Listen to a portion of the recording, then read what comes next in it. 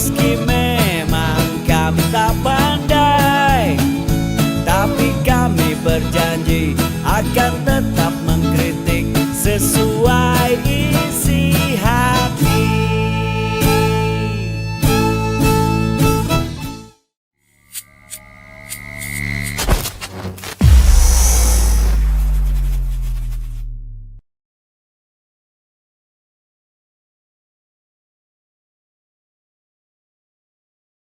Bismillahirrahmanirrahim. Assalamualaikum warahmatullahi wabarakatuh.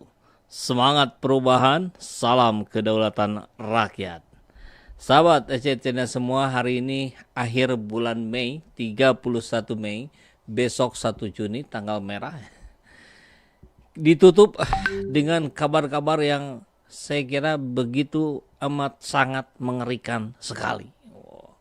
Kata pendukungnya banyak sekali ya, begitu amat sangat mengerikan sekali ya, karena kita lihat bagaimana proses dinamika politik kita hari ini begitu tajam ya, berbagai pihak saling serang, saling hantam, dan tentu yang menjadi persoalan terbesar saya kira ucapan dari Profesor Denny Indrayana yang membuat semuanya kelimpungan.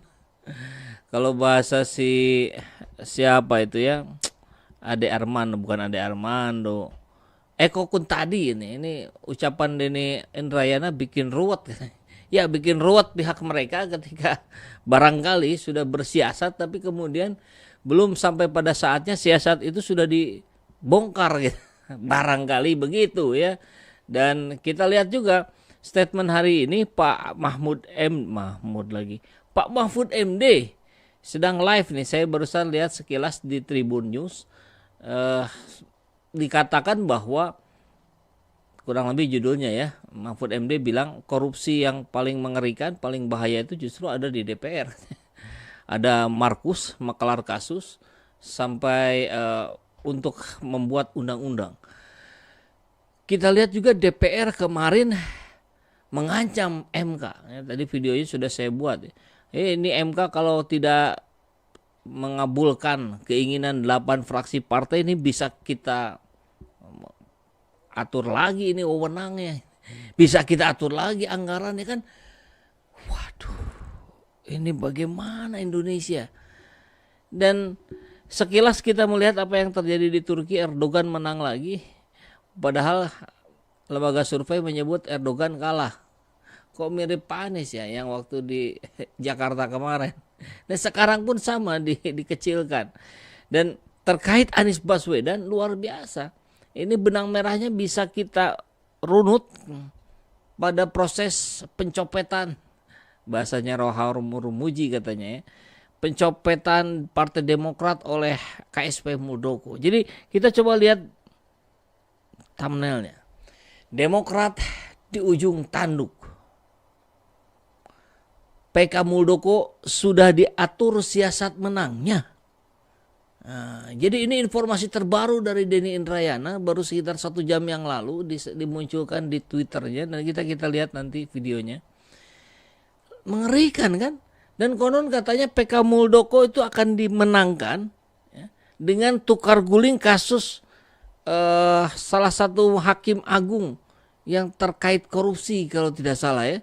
Ini kan rakyat sedang disuguhi apa sih hari ini? Kok beritanya berita yang mengerikan semua gitu. Nggak ada yang akhirnya menjadi layak untuk kita teladani dari rezim ini. Kalau begini caranya. Maka kita coba lihat videonya. Ini tadinya, ini sebetulnya dari sini, videonya dari, nah tapi tadi ada kesalahan teknis. Akhirnya kita coba download dulu saja videonya. Ini cawe-cawenya Presiden Jokowi nyata terlihat dalam dugaan pencopetan Partai Demokrat melalui KSP Muldoko.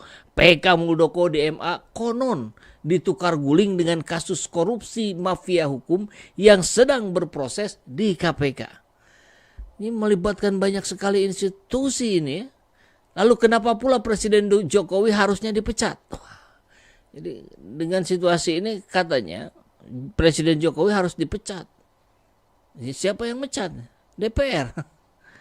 Ini kita lihat nanti ya videonya. Ini di sini nggak kelihatan, nggak muncul. Ini jam 5.22 PM. Berarti sekitar 1 jam yang lalu ya. Nah, saya sudah download videonya. Saya masukkan ke WA. Kita akan coba tonton sekitar 3 menit. Cawe-cawe presiden dan siasat PK Muldoko. Jadi sahabat ACTN semua, biasanya yang disampaikan oleh Prof Denny ini adalah tulisan seperti kemarin siaran pers gitu, dalam bentuk tertulis. Rupanya ini seperti siaran pers tapi dibacakan langsung oleh Prof Denny Indrayana melalui laptopnya. Jadi kita dengarkan saja ya. Nah, kita besarin dulu deh. Oke, Cawe-cawe presiden dan siasat PK Muldoko. Akhirnya Presiden Jokowi terus terang mengakui beliau cawe-cawe tidak akan netral dalam Pilpres 2024. Bagaimana cara kita memahaminya? Presiden Jokowi seharusnya tidak berpihak. Dalam Pilpres 2024, peran beliau adalah wasit. Kompetisi harus dibiarkan berjalan adil buat semua. Tidak boleh wasit mendukung Prabowo Pranowo sambil mendiskualifikasi Anies Baswedan. Presiden yang tidak netral melanggar amanat. Sebentar. Konstitusi untuk menjaga pemilu jujur dan adil. Cawe-cawe Presiden Jokowi yang nyata adalah saat membiarkan Kepala Staf Kepresidenan Muldoko mencopet Partai Demokrat. Saya meminjam istilah copet Roma Hurmuzi P3. Saya berpendapat Jokowi harusnya tidak membiarkan Partai Demokrat dikuyo-kuyo Muldoko. Tak bisa dikatakan Jokowi tidak tahu. Tak bisa dikatakan Jokowi tidak setuju. Kalau ada anak buah mencopet, Presiden bukan hanya harus marah, tetapi wajar memecat Muldoko. Jokowi tidak bisa mengatakan pencopetan partai sebagai hak politik Muldoko. Mencopet partai yang sah adalah kejahatan. Apalagi ada informasi konon PK Muldoko sudah diatur siasat menangnya. Ada sobat advokat yang dihubungi para tersangka korupsi yang sedang berkasus di KPK. Para terduga mafia kasus DMA tersebut mengatakan mereka dijanjikan dibantu kasusnya dengan syarat memenangkan PK Muldoko di MA. Secara teori, cawe-cawe Jokowi lewat tangan Muldoko yang diduga mencopet Demokrat adalah kejahatan yang mestinya membuka pintu pemecatan presiden. Di Amerika Serikat, Presiden Richard Nixon harus mundur untuk menghindari proses impeachment karena skandal Watergate, yaitu ketika kantor Partai Demokrat Amerika dibobol untuk memasang alat sadap di masa kampanye. Jokowi bukan hanya memasang alat sadap, tetapi melalui Muldoko berusaha mencopet Partai Demokrat. Bayangkan, demi menggagalkan pencalonan Anies Baswedan, Presiden Jokowi sampai tega membajak partai Presiden ke-6 SBY. Rasa-rasanya Ibu Megawati tidak mau partai politik dizalimi. Sebagaimana di era Orde Baru PDI Mega dikoyo-kuyo PDI Suryadi. Saatnya petugas partai Jokowi dihentikan cawe-cawe yang melanggar konstitusi. Integrity in 3 minutes, fight for morality.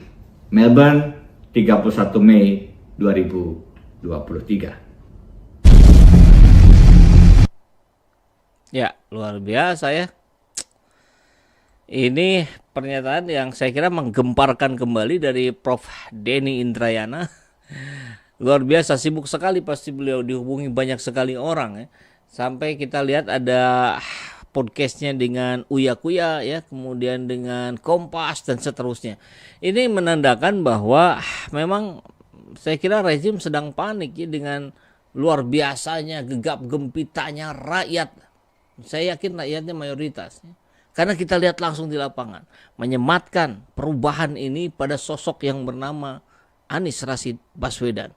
Bahkan bahasanya dari Denny Indrayana barusan disampaikan bahwa kita melihat ya, sampai mau mencopet partai yang didirikan oleh Presiden ke-6. Jahat bukan? Ya, saya kira ini kita mendapatkan catatan menarik dari Asy'ari Utsman. Kita akan coba bacakan. Jokowi tidak akan netral demi negara. Berarti Anies musuh negara dong. Ya, karena jelas Pak Jokowi endorse Prabowo, Pak Jokowi endorse Ganjar Pranowo. Tapi tidak pernah sekalipun mengendorse Anies. Padahal kalau mau fair play, padahal kalau mau sebagai guru bangsa, ya tentu harusnya netral. Tapi dia sendiri yang bilang tidak akan netral. Tapi dia sendiri yang bilang bahwa saya akan cawe-cawe. Padahal cawe-cawe itu artinya ikut campur. Ikut campur itu konotasinya jelas-jelas negatif. Saya tidak paham apakah Pak Jokowi paham tidak definisi dari cawe-cawe sehingga seberani itu mengatakan bahwa memang saya akan cawe-cawe. Kalau yang dimaksud cawe-cawe dalam konteks positif, dalam rangka menjaga pemilu ini jujur dan adil, itu nggak masuk logika. Harusnya istilahnya bukan cawe-cawe. Bahwa saya sebagai presiden yang memiliki kedudukan tertinggi di negeri ini, saya akan memastikan pemilu ini pemilu yang jujur dan adil. Saya akan memastikan tidak ada anasir sedikit apapun yang akan mengganggu pemilu 2024. Nah, kan harusnya begitu. Ini kan ya saya memang akan cawe-cawe. Ya memang saya tidak akan netral. Aduh. Meskipun dibarengi dengan kalimat dalam konteks positif yang nggak bisa. Wong maknanya sudah jelas negatif kok. Kemudian ini pasti selalu menarik ya kalau sudah bicara tulisannya Asy'ari Utsman. Presiden Jokowi akhirnya berterus terang. Dia menegaskan dia tidak akan netral dalam Pilpres 2024. Jokowi mengatakan ini di Istana Negara pada 29 Mei 2 hari yang lalu ya, dalam pertemuan dengan sejumlah pimpinan redaksi media massa dan pembuat konten. Siapa, ada Akbar Faisal katanya, ada Karni Ilyas dan sebagainya. Selama ini Jokowi membantah ikut cawe-cawe soal capres. Ya, itu berapa bulan yang lalu bilang saya tidak akan cawe-cawe. Kemudian sekarang bilang saya akan cawe-cawe. Rakyat disuguhi tontonan apa ini? Jelas tontonan yang tidak menjadi tuntunan. Kalau Jokowi dia melakukan cawe-cawe perihal penentuan capres itu untuk kepentingan negara. Katanya begitu ya. Bukan untuk kepentingan pribadi. Secara tersirat, Jokowi menganggap capres yang tidak dia dukung bukan untuk kepentingan negara atau bisa disebut sebagai musuh negara. Ini luar biasa interpretasi dari seorang Asy'ari Utsman ya. Karena kita lihat kan Jokowi endorse Ganjar, Jokowi endorse Prabowo, kemudian bilang saya akan cawe-cawe. Tapi dia tidak endorse Anies. Maka kalau dianggap untuk kepentingan negara, Anies adalah musuh negara. Ini logika Asy'ari Utsman yang saya yakin ini diamini oleh mayoritas penduduk di Indonesia. Karena mudah saja sebetulnya, ini logika sederhana saja. Apa yang tersirat dari pengakuan Jokowi ini? Pertama, dia akan melakukan segala cara untuk mencegah Anies Baswedan agar tidak ikut Pilpres atau menang Pilpres. Kedua, Jokowi menganggap pihak-pihak lain yang ikut Pilpres akan merusak negara jika mereka terpilih menjadi presiden. Yang ketiga, pengakuan itu menunjukkan bahwa Jokowi sangat mengkhawatirkan keselamatan dan keamanan keluarganya kalau Anies yang duduk sebagai presiden. Ini luar biasa menarik karena kita lihat bahkan sampai Demokrat, partai yang didirikan oleh SBY, mantan presiden Indonesia 2 periode, bisa dengan mudahnya diobok-obok. Dan konon katanya, balik lagi ke Denny Indrayana tadi, bahwa konon katanya PK Muldoko siasatnya sudah disiapkan untuk menang. Kan mengerikan ini. Hanya demi Anies gagal, Partai Demokrat harus dihancurkan. Na'udzubillahi min dzalik. Mudah-mudahan tidak terjadi. Mudah-mudahan makar Allah yang nanti akan membuktikannya. Ya, sebaik-baik pembuat makar adalah makarnya Allah. Quran surat Ali Imran ayat 51. 2 poin pertama ini sangat mengerikan. Di bawah alam sadarnya Jokowi menilai capres yang tidak dia dukung boleh dijegal dengan alasan demi kepentingan negara. Dan itu maksudnya Anies. Siapa lagi? Ini sangat tidak baik. Seorang presiden bisa seenaknya menilai capres yang tidak disukainya dengan sebutan bukan kepentingan negara. Secara sederhana, pernyataan Jokowi tersebut menganggap hanya Prabowo Subianto dan Ganjar Pranowo yang memenuhi kriteria untuk kepentingan negara itu. Ya, wallahu a'lam bishawab. Barangkali mungkin di belakangnya memang ada deal-deal untuk itu. Anda menang, jaga saya. Anda menang, jaga keluarga saya. Kan interpretasinya jadi begitu gitu. Kesimpulan atau mindset Jokowi ini dipastikan akan semakin memperdalam keterbelahan bangsa ini. Padahal kan katanya ingin menghindari polarisasi. Tapi apa yang dilakukan kok malah seperti yang mendorong terciptanya polarisasi. Sebab ada puluhan juta orang yang mendukung Anies Baswedan. Pernyataan partisan kepala negara seperti ini jelas menggolongkan Anies dan para pendukungnya bukan komponen bangsa yang baik. Dan itu didorong oleh para buzzer dan seterusnya, ya, kadrun yang abadi katanya. Karena itu ada pula makna implisit lainnya, yaitu bahwa Jokowi berhak menjegal Anies dengan segala cara demi kepentingan negara yang dia maksud. Kalau saja Jokowi mau merenung ulang diksi demi kepentingan negara, dia tidak akan netral di Pilpres 2024. Sesungguhnya beliau mendeklarasikan permusuhan total terhadap Anies dan pendukungnya. Tentu ini sangat eksplosif, sangat berbahaya. Padahal kita tahu persis sekali bagaimana kontribusi Anies Baswedan atas keterpilihan Pak Jokowi di 2014, periode pertama. Beliau ada selalu mendampingi Pak Jokowi. Beliau memberikan masukan-masukan berharga untuk Pak Jokowi. Tapi sekarang Aniesnya sih tidak memusuhi Jokowi. Tapi Jokowinya mungkin juga bukan Jokowinya. Itu kan seperti kita tahu. Tapi lingkar yang ada di sekitaran Pak Jokowi ini. Itu saya kira interpretasi yang saya maknakan dari tulisan Asy'ari Usman ini. Jokowi tidak hanya melakukan pelanggaran konstitusi ketika menggelar pertemuan koalisi demi negara di Istana Merdeka. Tetapi sekarang dia juga telah bertindak provokatif. Jokowi memusuhi sebagian rakyat demi capres pilihannya. Memusuhi yang sebagian yang mana? Ya yang mendukung Anies. Pantaskah seorang kepala negara bersikap seperti ini? Elokkah seorang presiden mengkotak-kotakan rakyatnya dengan secara implisit menilai Anies musuh negara? Sangat keterlaluan. Karena itu kita mengimbau Jokowi supaya meminta maaf kepada seluruh rakyat dan mencabut ucapan saya tidak akan netral di Pilpres 2024. Ini perlu beliau lakukan agar puluhan juta pendukung Anies tidak mengambil persepsi bahwa mereka pun dianggap musuh negara versi Jokowi.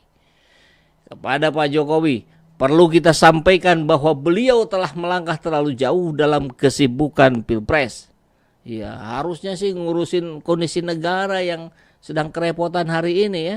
Katanya jebakan hutang Cina sudah begitu mencengkram Indonesia. Harusnya kan fokus ke situ. Sebab intervensi terang-terangan untuk memenangkan Prabowo atau Ganjar pada gilirannya bisa memperlebar keterbelahan bangsa. Bisa pula menyulut konflik horizontal. Pak Jokowi juga sebaiknya tidak salah menduga, yaitu anggapan bahwa rakyat tidak akan bereaksi terhadap segala upaya untuk menjegal Anies. Jokowi mengatakan Pilpres 2024 sangat penting bagi kelanjutan program pembangunan versi dia. Tapi beliau lupa. Berpuluh-puluh juta orang lain berpendapat rezim Jokowi sangat berbahaya bagi masa depan Indonesia. 31 Mei 2023, jurnalis senior Freedom News, ya, Asy'ari Usman. Dan kita lihat apa yang disampaikan oleh Asy'ari Usman, apa yang disampaikan oleh Denny Indrayana, dan saya kira apa juga yang disampaikan oleh orang-orang yang mencintai keadilan di negeri ini, saya kira sama, semuanya sepakat bahwa cawe-cawe yang dilakukan oleh Pak Jokowi adalah cawe-cawe yang melanggar etika. Etika. Padahal etikalah yang mestinya di atas aturan. Agar rakyatnya bisa mengikuti tuntunan dari pemimpinnya. Begitu ya. Bukan dibolak-balik gitu. Kalau kita lihat kegaduhan Indonesia hari ini, Bagaimana anggota DPR pun mengancam mencabut kewenangan MK jika putusan pemilu coblos partai. Ini di mana-mana. Kegaduhan sudah luar biasa. MA juga demikian. Sekarang saya kira Partai Demokrat sedang betul-betul merapatkan syafnya untuk melakukan perlawanan terhadap kemungkinan terburuk yang akan terjadi. Demokrat di ujung tanduk. Dan mudah-mudahan Partai Demokrat berhasil lolos dari ujian ini. Terima kasih buat sahabat SJ Channel semua yang sudah memberikan komentar-komentarnya yang luar biasa. Saya kira 1-2 penyusup seperti biasa ada, silakan Buzzer RP, silakan masuk berikan komentar versimu. Mari kita asah logika sehat kita, jaga akal sehat kita. Terima kasih. Assalamualaikum warahmatullahi wabarakatuh. Kita lanjutkan diskusinya di kolom komentar.